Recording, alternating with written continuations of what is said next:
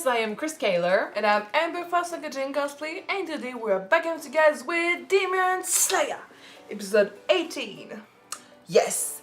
Last episode was so good!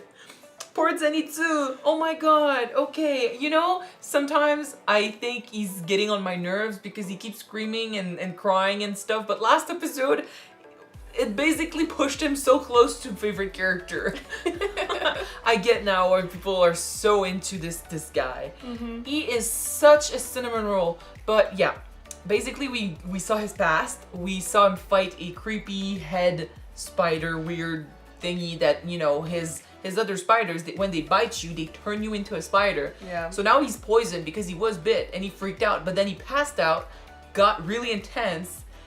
It was still really hard, but he managed to do some crazy shit last episode, and we got to see how he got blonde hair, and we know now Thanks to the thunder, he got blonde hair. Yeah, and now we know that there's only one technique out of the three, I think, in his style that he knows, but then he's perfected it. That's the thing. You know, when you can't learn many techniques, you perfect the one that you know.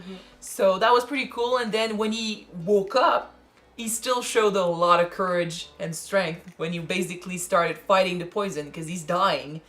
So hopefully we get to him in time. Quickly doing right now a technique that allows him to slow down his blood flow and the poison at the same time. So he got a little bit more time, but it's still short. We need to get to him. Meanwhile, Tanjiro and Inosuke are facing the dad. Yes, we thought like they met that little girl we thought was maybe gonna be on our side, yeah, but then fudger. Fuck up. Fudger. So let's jump in this episode and see how the fight with the father goes. Alright. Let's go.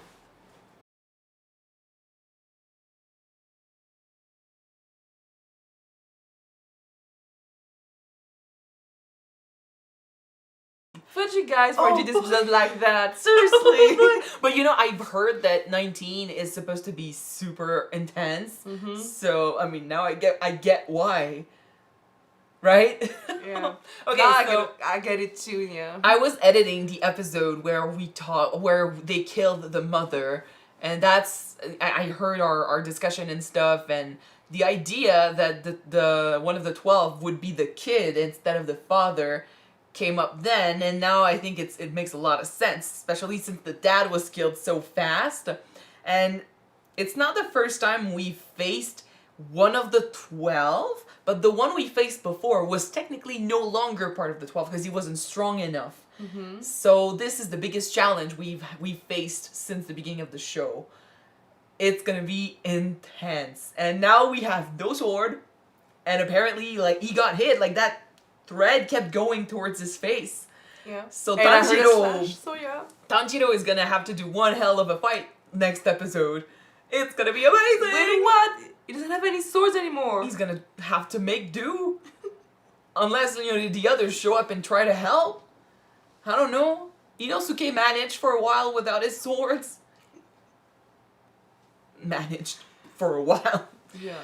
But yeah, this episode to me is about Inosuke and bonds and stuff. So we can talk about Tanjiro and what he said to the demon and why we might think it bothers him so much. I don't know, like, we thought demons were not supposed to band together as a family. Of course, the fact that we probably don't know everything about demons is a thing. Yeah. So to see them together, maybe that's all they have. Like, it looks like when you criticize the nature and the strength of their bond, it makes them really mad. I don't know why. They got in their head that they were a family. Maybe his version of a family is very twisted in his mind because he thought it was acceptable that his dad was beating on his mom. And he gets mad when you point out the fact that him beating on his sister isn't good either. You know? Of course, it could also be linked to who he was when he was human. We know that, you know, they can keep part of that in them when they become demons. So I don't know, like, we'll have to see. Maybe next episode we'll figure out why family is such a strong concept. And not just for the kid, but for the dad too. You know, he got so mad when they tried to attack his family. So it's interesting because it's the first time we not see demons band up, but see demons defend a bond like this. when we thought they were not supposed to have any. So, well, technically, if we think about it, earlier we got the demon lady that I forgot her name. the doctor. The doctor. Yeah, but she's one of the oldest demons out there. Yeah. And she got rid of the curse and stuff. So she's special. She's a case of her own. We cannot compare her to anyone else. So in that case, it's something else. But with this family of demons, I feel like there's something there. We'll have to see, when they die, because if Tanjiro gets rid of the kid, we will get to see who that kid was in his human life. So probably, yeah. But yeah, it links directly with Inosuke and how he adapted to the gang and how he adapted to having people that care about him, worry about him, and will defend him if need be. It's interesting because he basically, he adapted and he got scared and he did exactly what Tanjiro told him, kind of like naturally, because that's part of being human, making connections and, creating bonds. Mm-hmm. He adapted so quickly. And then when he figured out that he was adapting really quickly, he turned he did a 180 and started fighting back. But then in a moment of crisis where no swords, no way of fighting back, no nothing, he instinctively went back to, okay, I'll do as Tanjiro says. That's human nature in shonens. That's how the characters become stronger. You've got friends, they push you forward, or they make you promise stuff, and then you do everything in order to get to that promise. Mm-hmm. And but that's pretty cool. I think the thing with Inosuke is, for so long, his own style of fighting is just rushing into danger. Yes. And because he was technically the stronger opponent against the other demons that he was fighting. So the first time around when he was just running away from this spider demon, he said, "What the heck am I doing? I'm running away from it? I can defeat that guy." But when he couldn't, now he got crushed by fear because he was never afraid against someone that was way stronger than him. But then he fought that. He tried to hang on because of what Tanjiro said. Because of his true bond. Yeah, that's the thing. It's two similar yet very different ways of facing pain and death head on. Because when your only reason for doing that is, I have to be the strongest because that's how I am. You forget fear. Fear doesn't exist. Pain doesn't exist. You're basically just lying to yourself. Mm-hmm. So I don't think it will take you as far as you wish to go. And then the other one is, you're in pain. You fear the enemy, but you will brave that because there is something that matters that pushes you to do this. Mm-hmm. So there's motivation behind one and just pig-headedness, which is not a pun, in the other. Yeah, I still did something a little bit like that earlier when he tried to convince himself that his wounds didn't hurt and he was bleeding his stomach. Yeah, there's only so much that adrenaline and sheer willpower will do in the long run, But that's the way. Sometimes just by true will, you can do something no matter what. But that's the thing. There's only so much just will take you. If you have something to fight for, there's motivation. Motivation is one strong thing, especially in those shows.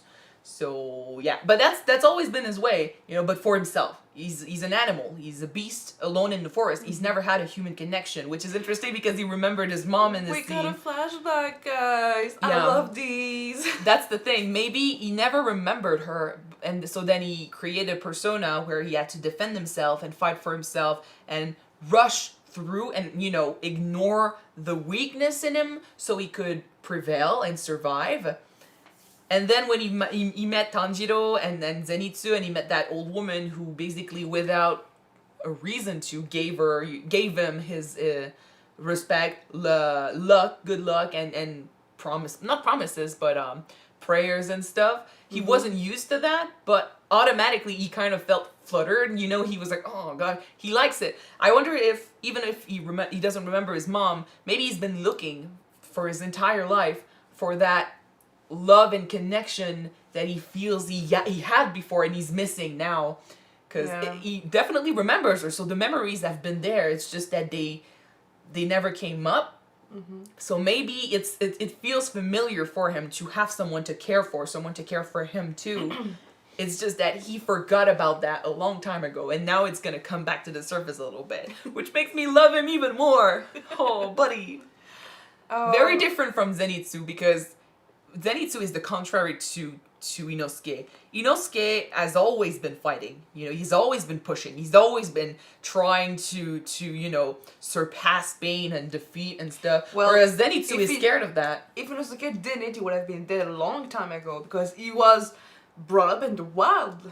No, but Directly, that's yeah. the thing. I feel like where Zenitsu has to understand that his weakness is one thing. Like he realizes he's got weaknesses, but Zenitsu has to understand that you got to go past your weaknesses and notice your strength. You know, recognize your strength and play with that in order to survive. Inosuke, who's always not acknowledged his weaknesses, and in order to face the enemy head on with his strengths, needs to realize that you have weaknesses. It's okay to accept them. And through, bonding and through friendship and stuff, you learn to surpass them in a better way than just head on, facing the opponent. I don't know. I think they are very interesting as characters. I think they're kind of like the yin and the yang, very different, very opposite characters. But then they connect very well through Tanjiro, who is the middle of it. He's a little dots. He's in the each dots. side. Yeah, sort of. But yeah, so Gyu and that girl are there. What did you think about Yu's fighting style? Well, we knew that We he was saw using the nothing. water form, but It was over in an instant, which makes me again think that this is not the one of the 12. So, especially with the eye thing. yeah, with the eye thing, that I did not remember that the number wasn't in the eye. They're be supposed honest. to be, right? They're supposed to be. Yeah, so if it is, that would make sense for the kid to be one of the 12 'cause they because keep one of hiding the it. eyes is hiding. Indeed, There won't be But any surprise from me it's- if it's the case, but it's really awesome to see what confidence and skills and power can do when you're using them. well, we've been following that. That's one thing, we've been following these guys. They are strong, but we need to remember that there are many, many characters above them that we haven't seen much. That's kind of why I think they're not much in the first season, because if they were there would be no chance for our main characters to grow and become stronger. But this time, they might be facing stronger than they could chew, so too tough for them. So that's great that they've got help on the way. You know what? I might be wishing too much, but I really hope that the demon sister is gonna help Tanjiro. Because you're gonna realize that he was right, and the bond between her and her brother is not a true bond. It's very possible. Like we said, we had hope. We had hope for her. We need for Nezuko to just get out of that box and help our brother Well, and show us what a true bond is. There's that. I think, kind of like I said with the little boy. I feel like their perception of what a family should be was twisted. So she witnessed her dad beat on her mom, and she accepted that her brother was beating on her, and in her mind, like, that's what's been taught to her. This is a bond. This is was family. normal for them. Yeah. With Tanjiro being like, "Are you crazy? Like, just look at you. You're clearly not, a real family. Family sticks together. Family defends each Family other." runs on trust, not fear, anger, and despise or something. I don't remember all the words, but yeah. Yeah, so he's basically like, you're not a real family at all if this is the way you handle each other. Yeah, it's So right. maybe that's gonna ring a bell inside her head, be like, there might be better for me out there. So we'll see if she finally comes to her senses and do something good. We'll see. But anyway, next episode is gonna be fucking badass, so we'll move on. Thank you guys so much for watching this episode with us. If you want to see episode 19 right away, it is on Patreon already. You can check it out if you want. The link is in the description. And if you don't, you can have the next one to be out on YouTube next week. Yes. Yeah, we'll see you then, guys. Bye.